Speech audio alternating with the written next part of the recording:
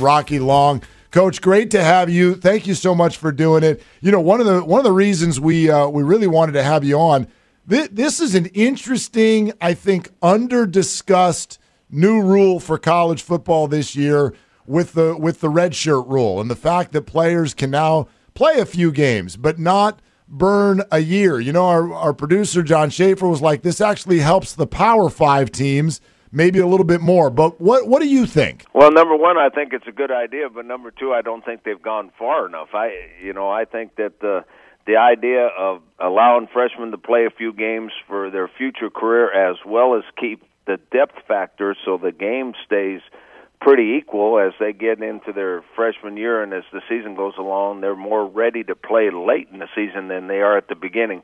So I think it's a good idea, but I think it's why not just give them 5 years of eligibility and let's get on with it? Actually, that makes a ton of sense. Would you worry then about like potentially the negative effects for smaller schools, still Division I program, but San Diego State where you have to compete with, if you sort of give that opportunity everywhere, is it just back to the playing field you're on, or does it change things for you guys specifically? Well, no, I think it gives you a lot more flexibility within the program. Plus it gives the players that are young that aren't playing or maybe won't play because you're trying to redshirt them, it gives them some incentive so they get better because they're more into practice, they're more into getting better so they have a chance to play. It gives you a lot of flexibility where you can just kind of put them in every once in a while and get them some experience before they play extensively. I think it's good for all of them, but the 4-game limit, I think that's a 50-50 proposition. Why not just give them a whole year of eligibility? Coach, how specifically did you use that this year? In other words, like, was this something that was big at recruiting time?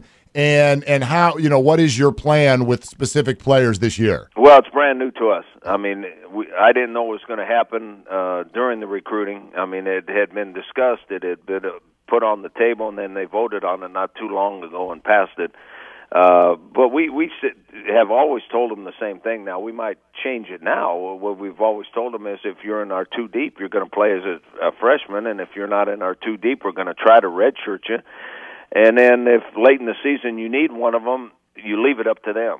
In the past, we would call them in and say, hey, we'd like you to play, but if you don't want to and you want to maintain your redshirt year, you just tell us and we'll redshirt you and we'll try to figure out a different way to do it. Now you don't have to do that, so that's nice. You know what, talking about recruiting, I'm interested to hear about one of the guys you've recruited recently, not as far as players go, but coaching staff. Ryan Lindley, who will join us in about 45 minutes here, played quarterback at SDSU and a little bit in the league here, and now he's on your staff. How did this all go down? Well, he came in and started talking about he had a little time on his hands and wanted to know if there was a chance that he could be a volunteer coach or something like that. And at the time we needed a graduate assistant, and I said, "Now, you have any interest in going to graduate school?" And he said, "I don't know. What are you talking about?" And I said, "How about you become a GA?" And so he thought about it a little bit, and then he decided he'd like to go down that path, and we're excited that he's going to do it. And he's going to be on defense, which might sound funny to everybody, but I think that he understands defense is maybe even more than he does offense because he's always looking at that side of the ball, and I think he'd be a good resource for our defensive backs on how to disguise coverages and all that. And now, the funny thing is, you never know those guys that have played a little bit of pro football, and now they're going to be GAs. Well, we don't treat our GAs very nice. and so far, he's handled it really, really well. Well, I can tell you, he's a worker. He was a teammate of mine, 2 different places with the Cardinals and the Chargers. You got yourself a worker on your staff. I'm really excited for the opportunity seeing those worlds collide. Rocky Long, head coach of the Aztecs, joining us. Another thought on recruiting. I'm watching a lot of these college coaches get very active on their social media, talking without eschewing the rules of NC2A, talking about their programs, promoting their brand personally, but also the school's brand. And you have a lot of their followers are the players that they're recruiting. I think about this day and age, and I think about where you're at in your career. How does this all land with you? Are you interested at all in taking that step into the social media age and really starting to become active as far as social media goes? Well, our staff is very active on social media and in the recruiting process and all that kind of stuff, because that's the easiest way to contact recruits. It's the easiest way to communicate with recruits, all those sort of things. I don't necessarily personally do that kind of thing because I don't see any need to, and I don't really see it changing my personality. My personality is you keep as many things private as you can. So our coaches do a lot of that. And I don't necessarily think it makes one bit of difference in our recruiting process because we're looking for a specific kid that fits into our program.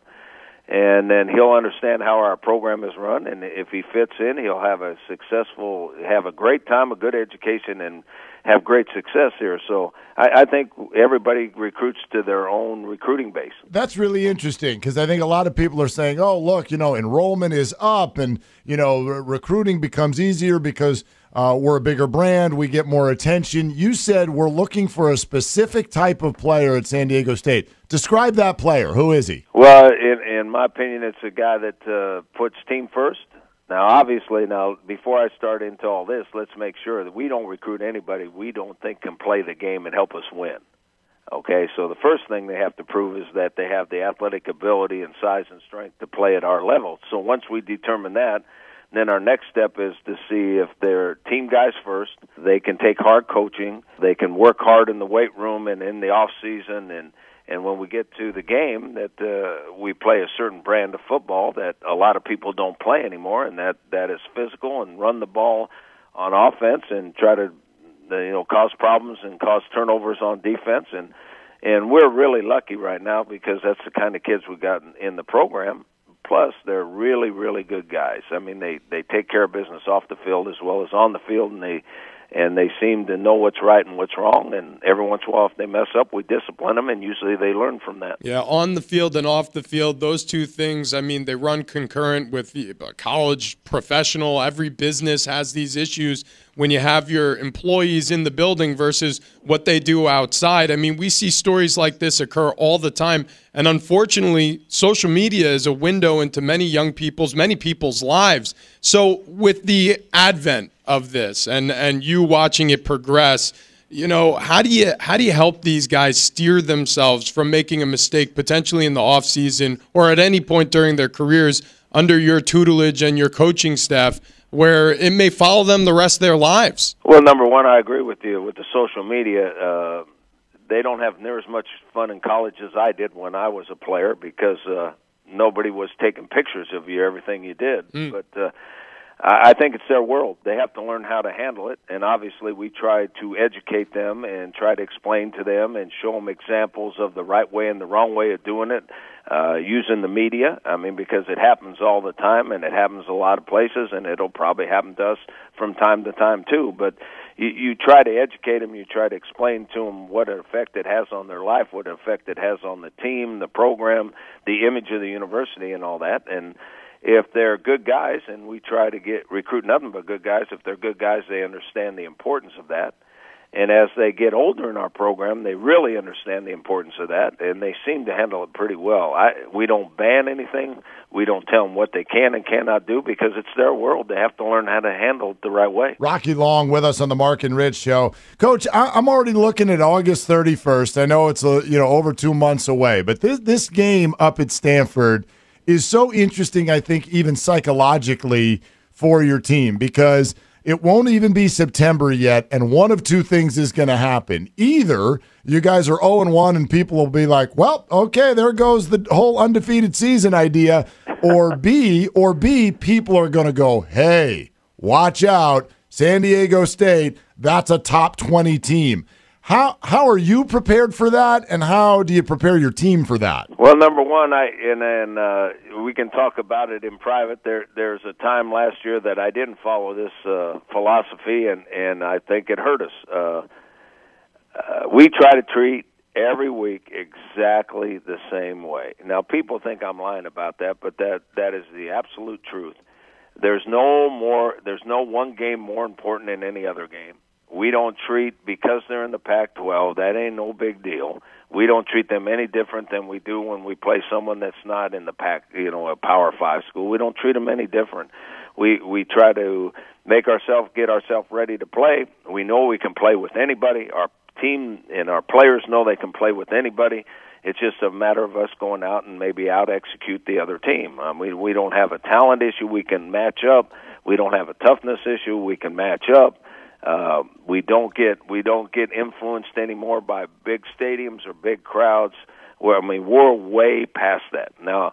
I know Stanford's going to be ready. Well, guess what? We're going to be ready, too. I think it's going to be a really good game. I'm not predicting a victory or anything, but I think it's going to be a really good game. We'll see how it turns out. Coach, you just said you wanted to do it in private. What would you clue us in? What are you referring to there when you say you didn't do that and it hurt the team last year? Well, I think I made too big a deal out of one game last year, and then we lost that game in the middle of the season, and then it carried over to the next game, and I think that was a real mistake on my part because I don't ever do that, but I did it, and I think it threw us off a little bit.